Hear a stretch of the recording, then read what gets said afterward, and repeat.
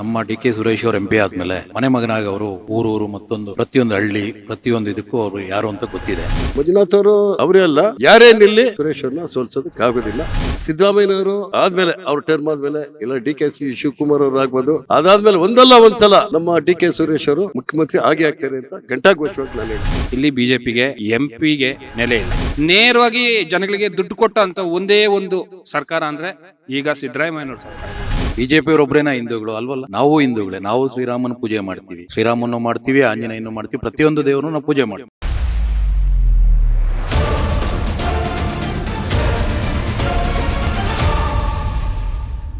ವೀಕ್ಷಕರೇ, ಲೋಕಸಭಾ ಚುನಾವಣೆಯ ಕರ್ನಾಟಕ ಟಿವಿ ಸಂಚಾರ ಬೆಂಗಳೂರು ಗ್ರಾಮಾಂತರ ಲೋಕಸಭಾ ಕ್ಷೇತ್ರದಲ್ಲಿ ಆದ್ರೆ ವಿಧಾನಸಭೆ ಅಂತ ಬಂದಾಗ ಆನೇಕಲ್ ವಿಧಾನಸಭಾ ಕ್ಷೇತ್ರದ ಅತ್ತಿ ಬೆಲೆಯಲ್ಲಿ ನಾವೀಗ ಇದ್ದೀವಿ. ಇಲ್ಲೊಂದಷ್ಟು ಜನ ಮತದಾರರಿದ್ದಾರೆ, ಅವ್ರನ್ನೇ ಕೇಳ್ತಾ ಹೋಗೋಣ.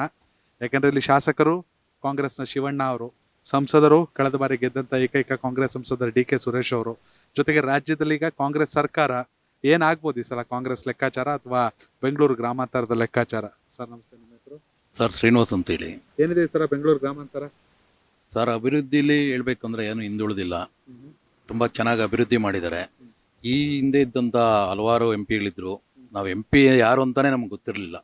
ನಮ್ಮ DK ಸುರೇಶ್ ಅವರು MP ಆದ್ಮೇಲೆ MP ಯಾರು ಅಂತ ನಮಗೆ ಎಲ್ಲರಿಗೂ ಮನೆ ಮಗನಾಗಿ ಅವರು ಊರೂರು ಮತ್ತೊಂದು ಪ್ರತಿಯೊಂದು ಹಳ್ಳಿ ಪ್ರತಿಯೊಂದು ಇದಕ್ಕೂ ಅವರು ಯಾರು ಅಂತ ಗೊತ್ತಿದೆ.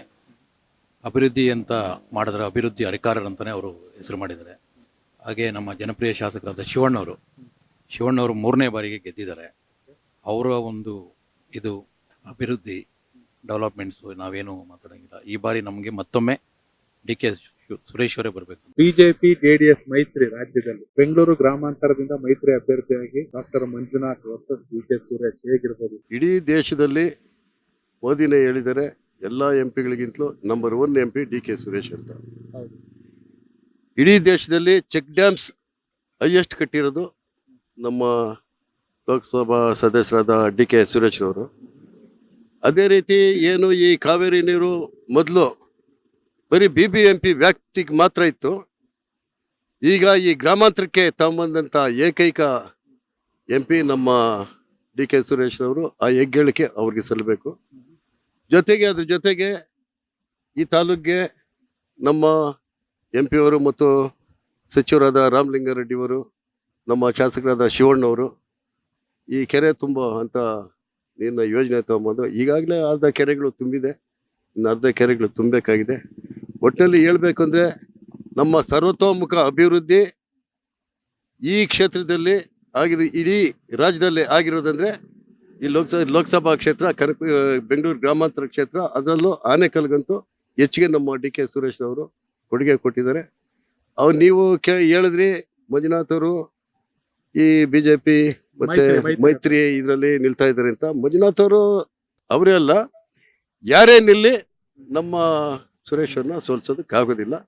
ಅವ್ರಿರೋವರೆಗೂ ಅವರೇ ಇಲ್ಲಿ ಲೋಕಸಭಾ ಸದಸ್ಯರು, ಅವ್ರಿರೋವರೆಗೂ ಅವರೇ ಲೋಕಸಭಾ ಸದಸ್ಯರು.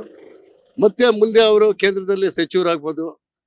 ಇಲ್ಲಿ ಸಿದ್ದರಾಮಯ್ಯನವರು ಆದ್ಮೇಲೆ ಅವ್ರ ಟರ್ಮ್ ಆದ್ಮೇಲೆ ಇಲ್ಲ DK ಶಿವಕುಮಾರ್ ಅವರು ಆಗ್ಬೋದು, ಅದಾದ್ಮೇಲೆ ಒಂದಲ್ಲ ಒಂದ್ಸಲ ನಮ್ಮ DK ಸುರೇಶ್ ಅವರು ಮುಖ್ಯಮಂತ್ರಿ ಆಗೇ ಆಗ್ತಾರೆ ಅಂತ ಘಂಟಾಘೋಷವಾಗಿ ನಾನು ಹೇಳ್ತೀನಿ. ಮುಂದೆ ಒಂದಲ್ಲ ಒಂದ್ಸಲ ಭವಿಷ್ಯದಲ್ಲಿ ಆಗ್ತಾರೆ. ಸರ್ ನಿಮ್ಮ ಹೆಸರು? ನನ್ನ ಹೆಸರು ಕಿರಣ್ ಅಂತೇಳಿ. ಕಿರಣ್ ಅವರೇ, ಒಂದ್ ಕಡೆ ರಾಜ್ಯದಲ್ಲಿ ಕಾಂಗ್ರೆಸ್ ಸರ್ಕಾರ 135 ಶಾಸಕರು, ಜೊತೆಗೆ ಒಂದಷ್ಟು ಜನ ಪಕ್ಷೇತರರ ಬೆಂಬಲ, ಜೊತೆಗೆ ಗ್ಯಾರಂಟಿ ಯೋಜನೆಗಳು ನುಡಿದಂತೆ ನಡೆದಿದ್ದೀವಿ ಅಂತಿರುವಂತ ಸರ್ಕಾರ, ಸಿದ್ದರಾಮಯ್ಯ ಅವರ ಅನುಭವ, DK ಶಿವಕುಮಾರ್ ಅವರ ಚಾಣಾಕ್ಷತನ, DK ಸುರೇಶ್ ಅವರಿಗೆ ತಿಳಿಸಾಗಿ. ನಮ್ಮ ಈ ಒಂದು ಕ್ಷೇತ್ರ ಬೆಂಗಳೂರು ಗ್ರಾಮಾಂತರ ಇದುವರೆಗೂ ಇಷ್ಟು ಇತಿಹಾಸದ ರಾಜಕೀಯದಲ್ಲಿ ನಾವು ನೋಡಿದ್ದು, ನಾವು ಒಂದು 20 ವರ್ಷದಿಂದ ರಾಜಕೀಯದಲ್ಲಿ ನಾವು ಗಮನಿಸ್ಕೊ ಬಂದಿರೋ ತರ ಇಲ್ಲಿ ಬಿಜೆಪಿಗೆ MP ಗೆ ನೆಲೆ ಇಲ್ಲ. ಇದು ನಮ್ಮ ಗ್ರಾಮಾಂತರದ ಒಂದು ಇತಿಹಾಸ ಇದೆ. ಇದು ಗ್ಯಾರಂಟಿ ಯೋಜನೆ, ಇದು ಸಾರ್ವಜನಿಕವಾಗಿ ಹೇಳ್ಬೇಕಂತಂದ್ರೆ ಪ್ರತಿಯೊಬ್ಬರ ಜೋಬಿಗೆ ದುಡ್ಡು ಹೋಗ್ತಾ ಇದೆ. ನೇರವಾಗಿ ಜನಗಳಿಗೆ ದುಡ್ಡು ಕೊಟ್ಟ ಅಂತ ಒಂದೇ ಒಂದು ಸರ್ಕಾರ ಅಂದ್ರೆ ಈಗ ಸಿದ್ದರಾಮಯ್ಯನವ್ರ ಸರ್ಕಾರನೇ. ನೀವು ಎಲ್ಲೇ ಹೋಗಿ ಯೋಚನೆ ಮಾಡಿ, ಈಗ ಒಂದು ಬಸ್ಸಿಗೆ ಹೆಣ್ಮಕ್ಳಿಗೆ ಫ್ರೀ ಮಾಡಿದ್ದಾರೆ, ಅದರಿಂದ ನೇರವಾಗಿ ದುಡ್ಡು ಉಳಿತಾಯ ಆಯಿತು. ಮತ್ತೆ ಈಗ ಕರೆಂಟ್ ಕೊಡ್ತಾ ಇದ್ದಾರೆ 200 ಯೂನಿಟ್, ನೇರವಾಗಿ ದುಡ್ಡು ಉಳಿತಾಯ ಆಯಿತು. 2000 ಅಕೌಂಟಿಗೆ ಬರ್ತಾ ಇದೆ, ಉಳಿತಾಯ ಆಯಿತು. ಇದರ ಕ್ರೆಡಿಟ್ ಯಾರಿಗೋಗುತ್ತೆ ಹೇಳಿನಿ? ಜನಸಾಮಾನ್ಯರಿಗೆ ಹೋಗ್ತಾ ಇದೆ. ಅವ್ರಿಗೆ ಜನಸಾಮಾನ್ಯರಿಗೆ ಇನ್ನು ಇದಕ್ಕಿಂತ ಬೇರೆ ಸರ್ಕಾರ ಯೋಚನೆ ಮಾಡ್ತಾರೆ. 10 kg ಅಕ್ಕಿ ಕೊಡ್ತಿದ್ದಾರೆ. ಇದನ್ನ ಯೋಚನೆ ಮಾಡೋದ್ರ ಮುಖಾಂತರ ಏನಾಗುತ್ತೆ ಅಂತಂದ್ರೆ ಇಲ್ಲಿನ ಆಗೋಗಳು ನೋಡ್ಬೇಕಷ್ಟೇ. MP ಎಲೆಕ್ಷನ್ ಬಂದಾಗ ಎಲ್ಲರೂ ಹೇಳ್ತಾರೆ ಮೋದಿಗೆ ಓಟು. ಹಂಗಿದ್ದಿದ್ರೆ ಈ MP ಲಾಸ್ಟ್ ಎಲೆಕ್ಷನ್ ಅಲ್ಲಿ ನಮ್ಮ ಸಂಸದರು ಸುರೇಶ್ ಅವರು ಗೆಲ್ತಿರ್ಲಿಲ್ಲ. ಇಲ್ಲಿನ ಸರ್ಕಾರ, ಇಲ್ಲಿನ ಜನ, ಇಲ್ಲಿನ ಲೋಕಲ್ ಸ್ಥಳೀಯ ಆಡಳಿತ ಏನಿದೆ, ಇಲ್ಲಿ ಶಿವಣ್ಣವರು 5 ಕಿಲೋಮೀಟರ್ ಸಿಗ್ತಾರೆ. ಅವ್ರು ಮನೆ ಚೇಂಜ್ ಮಾಡ್ಕೊಂಡು HSR ಲೇಔಟಲ್ಲಿ ಇದ್ದಿದ್ರೆ ಇಲ್ಲಿನ ಜನಕ್ಕೆ ಕಷ್ಟ ಆಗ್ತಿತ್ತು. ಎರಡನೇ ಪ್ರಶ್ನೆ, DK ಸುರೇಶ್ ಅವ್ರು ಬೇಕಾ? ಒಂದು ತಿಂಗಳಿಗೆ ಕನಿಷ್ಠ ಪಕ್ಷ ಒಂದ್ಸಲಿ ಆದ್ರೂ ಸ್ಥಳೀಯವಾಗಿ ಸಿಗ್ತಾರೆ, ಬರ್ತಾರೆ. ಇಲ್ಲಿನ ಜನಗಳ ಕಷ್ಟ ಸುಖಕ್ಕೆ ಯಾರಾಗ್ತಾರೆ? ಅವ್ರಿಗೆ ಇಲ್ಲಿನ ಜನಗಳು ಓಟ್ ಕೊಡ್ತಾರೆ ಅನ್ನೋದು ಈ ಬೆಂಗಳೂರು ಗ್ರಾಮಾಂತರಕ್ಕೆ ತುಂಬಾ ವರ್ಷಗಳಿಂದ ನಡ್ಕೊ ಬಂದಿದೆ. ಇಲ್ಲಿನ ನೆಲೆ ಏನಿದೆ ನಮಗೆ ಕಾಂಗ್ರೆಸ್ಗೆ ಭದ್ರವಾಗಿದೆ. ಹಂಗಾಗಿ DK ಸುರೇಶ್ ಅವರು ಇಲ್ಲಿ ನೆಕ್ಸ್ಟ್ ಗೆಲ್ಲೋದು ಅದು ಖಂಡಿತವಾಗಿ ಗೆದ್ದೇ ಗೆಲ್ತಾರೆ. ಮಂಜುನಾಥ್ ಅವ್ರು ಬರೋದ್ರಿಂದ ಇಲ್ಲಿ ಈ ಕ್ಷೇತ್ರಕ್ಕೆ ನಮಗೇನು ಆ ತರ ಒಂದು ಹಿನ್ನಡೆ ಆಗುತ್ತೆ ಅನ್ನೋದೊಂದು ಸಾರ್ವಜನಿಕವಾಗಿ ನಮ್ಗೆ ಯಾವುದು ಆ ತರ ಒಂದು ಅನಿಸಿಕೆ ಇಲ್ಲ. ರಾಜ್ಯದಲ್ಲಿ ಕಾಂಗ್ರೆಸ್ ಸರ್ಕಾರ ಇದೆ. ಈ ಬಿಜೆಪಿ ಅವರು ಏನ್ ಮಾಡ್ತಾರೆ, ಪ್ರತಿ ಎಲೆಕ್ಷನ್ ಬಂದಾಗ ಒಂದ್ಸಲ ಪುಲ್ವಾಮಾ ಅಟ್ಯಾಕ್ ಅಂತಾರೆ, ಮತ್ತೊಂದ್ಸಲ ಶ್ರೀರಾಮ್ ಮಂದಿರ ಅಂತಾರೆ. ಆದ್ರೆ ಕಾಂಗ್ರೆಸ್ಸಿಗರ ಪ್ರಶ್ನೆ, ಶ್ರೀರಾಮ ಕೇವಲ ಬಿಜೆಪಿಗರು ಮಾತ್ರ ಸೀಮಿತ ಆಗಿಲ್ಲ. ಹಂಗನ್ಬಿಟ್ಟು ಶ್ರೀರಾಮನಿಂದ ಹೊಟ್ಟೆ ತುಂಬಲ್ಲ, ಬಡವ್ರಿಗೆ ಮಾತ್ರ ಗೊತ್ತಿರುತ್ತೆ ಗ್ಯಾರಂಟಿ ಬೆಲೆ ಅಂತ. ಈ ಎಲ್ಲಾ ಹೇಳಿಕೆಗಳು ಈ ಬಾರಿ ವರ್ಕ್ ಆಗುತ್ತಾ? ಯಾಕಂದ್ರೆ 2019 ಲೋಕಸಭಾ ಚುನಾವಣೆ ಸಂದರ್ಭದಲ್ಲಿ ಕೂಡ ಕರ್ನಾಟಕದಲ್ಲಿ ಬಿಜೆಪಿ ಸರ್ಕಾರ ಇರ್ಲಿಲ್ಲ, ಆದ್ರೂ 25 ಕ್ಷೇತ್ರವನ್ನ ಗೆದ್ದು. ಈ ಸಲ ಕಾಂಗ್ರೆಸ್ ಸರ್ಕಾರ, ಅಂದ್ರೆ ಈ ಸಲನೂ ಬಿಜೆಪಿ ಸರ್ಕಾರ ಇಲ್ಲ, ಆದ್ರೆ ಬಿಜೆಪಿ ಸೈಲೆಂಟ್ ಆಗುತ್ತಾ? ಕಾಂಗ್ರೆಸ್ ಆರ್ಭಟ ಜೋರಾಗುತ್ತಾ? ಹೇಗೆ ಸರ್, ಶ್ರೀರಾಮ ಎಲ್ಲಾರ್ಗೂ ದೇವ್ರೆ, ಅವ್ರೊಬ್ಬರಿಗೆ ದೇವ್ರು, ಹಿಂದೂಗಳಿಗೆ ಒಬ್ಬರಿಗೆ ಅಲ್ವಾ? ಹಿಂದೂಗಳು ನಾವು ಹಿಂದೂಗಳೇ ಅಲ್ವಾ? ಬಿಜೆಪಿ ಅವರೊಬ್ಬರೇನಾ ಹಿಂದೂಗಳು ಅಲ್ವಲ್ಲ? ನಾವು ಹಿಂದೂಗಳೇ. ನಾವು ಶ್ರೀರಾಮನ ಪೂಜೆ ಮಾಡ್ತೀವಿ, ಶ್ರೀರಾಮನ್ನು ಮಾಡ್ತೀವಿ, ಆಂಜನೇಯನ್ನು ಮಾಡ್ತೀವಿ, ಪ್ರತಿಯೊಂದು ದೇವರನ್ನು ನಾವು ಪೂಜೆ ಮಾಡ್ತೀವಿ. ಅವರೊಬ್ಬರಿಗೆ ಅಲ್ವಲ್ಲ ಶ್ರೀರಾಮ ಅನ್ನೋದು. ಆಮೇಲೆ ಇಡೀ ದೇಶದಲ್ಲಿ ಲಾಸ್ಟ್ ಟೈಮ್ ನಾವು 25 ಸೀಟು ಬಿಜೆಪಿ ಅವ್ರು ಗೆದ್ದಿದ್ರು. ಆಗ ಸರ್ಕಾರ ಯಾವ್ದಿತ್ತು? ಬಿಜೆಪಿ ಇತ್ತು. ಇಲ್ಲ, ಸಾರಿ, ಸರ್ಕಾರ ಮೈತ್ರಿ ಸರ್ಕಾರ ಇತ್ತು, ಅವ್ರು ಗೆದ್ರು. ಈ ಬಾರಿ ನಮ್ಮಲ್ಲಿ ಕಾಂಗ್ರೆಸ್ ಸರ್ಕಾರ ಇದೆ, ನಮ್ಮಲ್ಲಿ 20 ಸೀಟ್ 100% ನಾವು ಗೆಲ್ತೀವಿ. ಡಬಲ್ ಡಿಜಿಟ್ 20 20 ಗೆದ್ದೇ ಗೆಲ್ತೀವಿ ಅನ್ನೋದು ನಮ್ಮ ಒಂದು ಅನಿಸಿಕೆ. ಸರ್, ನಿಮ್ ಪ್ರಕಾರ ಈ ಬಾರಿ ಕಾಂಗ್ರೆಸ್ 28 ಎಷ್ಟು ಕ್ಷೇತ್ರ? 20ರಿಂದ 22 ಸೀಟು ಖಂಡಿತವಾಗಿ ಬರ್ತದೆ. ಯಾಕೆ ಬರ್ತದೆ ಅಂತ ಹೇಳಿದ್ರೆ, ಈಗ ನೋಡಿ MLA ಎಲ್ಲಿದ್ದಾರೆ, ಅವ್ರ ಕಂಟ್ರೋಲ್ MP ಇರ್ತದೆ. ನೀವಾಗ ಈಗ ಕರ್ನಾಟಕದಲ್ಲಿ 135 ಸೀಟ್. ಜನ ಮಾತ್ರ ದೇಶ ಅಂದಾಗ ಹೋಗಿ ಮೋದಿಗೆ ಹಾಕ್ಬಿಡ್ತಾರೆ ಅಂತ. ನಾನ್ ಸುಳ್ಳು ನಿಜದ ಪ್ರಶ್ನೆ ಹೇಳ್ತೀನಿ ಕೇಳಿ.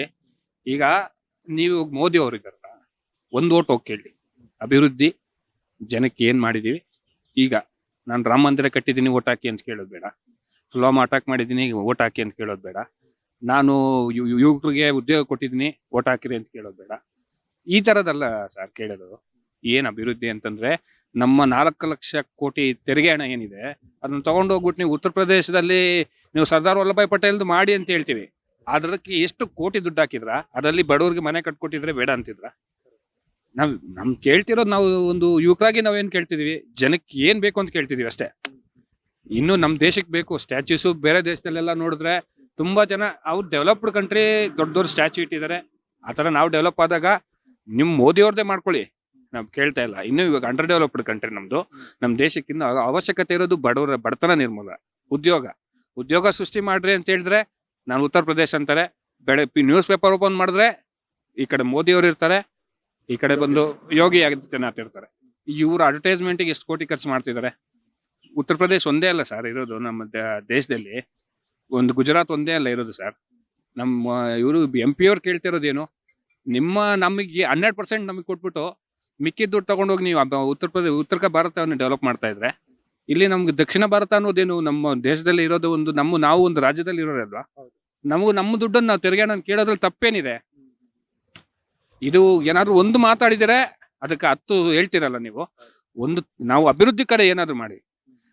ನಮಗೆ ಒಂದು ಕಾವೇರಿ ಇಲ್ಲಿ ಮೇಕೆದಾಟು ಯೋಜನೆಗೆ ಒಂದಕ್ಕೆ ಏನಾದ್ರು ಕೊಟ್ಟಿದ್ರೆ ಸರ್, ಒಂದೇ ಎಷ್ಟು ಸರಿ ಕೇಳಿದಾರೆ, ಅದಕ್ಕೆ ಇದು ಕೊಡಕ್ಕಾಗಿಲ್ಲ, ಪರ್ಮಿಷನ್ ಬರ್ಲಿಲ್ಲ.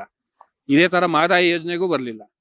ರೈತ ಎಲ್ಲಿ ಬದುಕಬೇಕು, ಒಬ್ಬ ಕಾರ್ಮಿಕ. ಇದೇ ಹತ್ತಿ ಬೆಲೆ ಈ ಕಡೆ ನಮ್ಮ ಕರ್ನಾಟಕದಲ್ಲಿ ದೊಡ್ಡದು ಯಾವ್ದಾದ್ರು ಒಂದು ಟಾಟಾ ಆಗ್ಲಿ, ಒಂದು ಐಫೋನ್ ಆಗ್ಲಿ, ಒಂದು ಆಪಲ್ ಕಂಪ್ನಿದು ಐಫೋನ್ ಆಗ್ಲಿ, ಬರೀ ಯಾವುದೇ ಆಗ್ಲಿ, ಒಂದು TVS ನೋಡಿ, ಇಲ್ಲಿ 5 ಕಿಲೋಮೀಟರ್ TVS ಕಂಪ್ನಿ ಇದೆ ತಮಿಳ್ನಾಡಿನಲ್ಲಿ. ಇಲ್ಲಿಂದ 5 ಕಿಲೋಮೀಟರ್ಗೆ ಲೈಲ್ಯಾಂಡ್ ಕಂಪ್ನಿ ಇದೆ ತಮಿಳ್ನಾಡಿನಲ್ಲಿ. ಯಾಕೆ ನಮ್ಮ ಕರ್ನಾಟಕಕ್ಕೆ ತರಕ್ಕಾಗಿಲ್ಲ? ಸೆಂಟ್ರಲಲ್ಲಿ ಏನು ಫೆಸಿಲಿಟೀಸ್ ಬಂದಿದ್ರೆ ಇಷ್ಟೊತ್ತು ಡೆವಲಪ್ಮೆಂಟ್ ಆಗ್ತಿತ್ತು. ಎಲ್ಲಾನು ಬೇರೆ ಕಡೆಗೆ ಹೋಗ್ತಾ ಇದೆ. ಸರ್ಕಾರಿ ಏನು ಸ್ವಾಮ್ಯದಲ್ಲಿರೋದನ್ನೆಲ್ಲ ಮಾರ್ಕೋತಾ ಇದ್ದಾರೆ. ಇದರಿಂದ ನಮಗೆ ಏನು ಅಂತಂದ್ರೆ ಯುವಕರಿಗೆ ಉದ್ಯೋಗ ಸಿಗಲ್ಲ, ಬಡವರಾಗೆ ಇರ್ತಾರೆ. ನೀವು ಬೇರೆ ಘೋಷಣೆಗಳು ಕೂತ್ಕೊಂಡು ಜಾತಿ ಲೆಕ್ಕಾಚಾರಗಳು ತಗೊಂಡ್ಬಂದ್ಬಿಟ್ಟು ಈ ದೇಶನ ಇನ್ನು ನೀವು ಡೆವಲಪ್ಮೆಂಟ್ ಅನ್ನೋದು ಇನ್ನು ಎಷ್ಟು ವರ್ಷ ಬೇಕಂತ ಹೇಳಕ್ ಆಗ್ತಾ ಇಲ್ಲ. ಅಂಡರ್ ಡೆವಲಪ್ಮೆಂಟ್ ಇಂದ ಲೋ ಡೆವಲಪ್ಮೆಂಟ್ ತಗೊಂಡು ಹೋಗ್ಬೇಡಿ ಅಂತ ಹೇಳ್ತೀವಿ ಅಷ್ಟೇ.